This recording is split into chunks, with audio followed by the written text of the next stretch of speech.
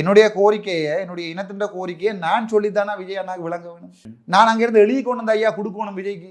என்னுடைய கோரிக்கை இது. ராமநாதன் அர்ஜுன் ஆகிய நான் தமிழீழத்தை முதலாவது கோரிக்கையாக கேட்கிறேன். 2வது கோரிக்கை எழுதி கொண்டு வந்தா எங்கட வெளி தெரியாமையா இந்த தமிழ் சமூகம் இருக்குது. ஆகவே கோரிக்கைகளை கொண்டு வந்து வைக்கிறது அரசியல்வாதி இல்லை. நான் வந்தது என்னுடைய அண்ணனை பத்திரமா இருங்கள் என்று சொல்லிவிட்டு போவதற்கு. உங்களுடைய அரசியல் தமிழகத்துக்கும் தேவை, தமிழ் பேசுகின்ற ஒவ்வொரு மக்களுக்கும் தேவை. இப்போது எதிர்க்கிறவர்கள் எல்லாம் உங்களை ஒரு காலம் நேசிக்கிற காலம் வரும். எம்ஜிஆரை பற்றி இப்போ யாருமே வசைப்பாடுவதில்லை. இருந்த காலத்தில் எதிர்கட்சி இருந்திருக்கும், இப்போ யாருமே வசைப்பாடுவதில்லை. அவ என்ன கேட்டால் இவர் எவ்வளவு காலம் அரசியல் செய்வார்னு சொல்லி முதல் நான் சொன்னேன், அந்த இறந்தும் அரசியல் செய்யும். நீங்கள் அவசரம் பாருங்க, ஒரு நம்பிக்கை தான். வாழ்க்கை என்பது ஒரு நம்பிக்கை. ஒரு பக்கமே போகாத ஒரு படை கொண்டு எல்லா அலைகளுக்கும் அடிபடுது. யாழ்ப்பாணம்ன்றது வடக்குன்றது கிழக்குன்றது தமிழ் ஈழம்ன்றது ஒரு படகு மாதிரி துடுப்பண்டதே இல்லை. போட்டில் ஓட்டையும் விழுந்துட்டு படகுல ஓட்டையும் வந்து தண்ணி வருது. அந்த நிலைமையில தான் இருக்கிறோம். ஸோ அந்த நிலைமையில எங்களுக்கு எங்கேயாவது ஒரு இடத்துல தூரத்தில் தமிழ்நாடு தெரிஞ்சா கடலுக்குள்ளால நாங்கள் வருவோமா இல்லையா? அதால தான் வந்திருக்கு.